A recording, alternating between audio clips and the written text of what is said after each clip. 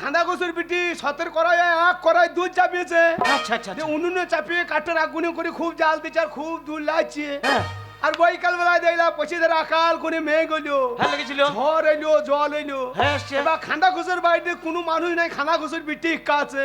আচ্ছা এবার খান্দা ঘোষের বিটির বাড়ির শুকনো কাপড় গোড়া সব তারে মেলা আছে। আচ্ছা এইবার যদি দুল্লারা বন্ধ করে কাপড় তুলতে যায় হ্যাঁ তাহলে দুধ তুলে পড়ে যাবে। তা যাবে তা যাবে আর কাপড় যদি না তুলে ঝড়ে উড়িয়ে নিয়ে পালিয়ে যাবে। তা যাবে এইবার খুব বিপদে পড়ে গেছে। হ্যাঁ সেই সময় তোমার এই ফাটা হাজির।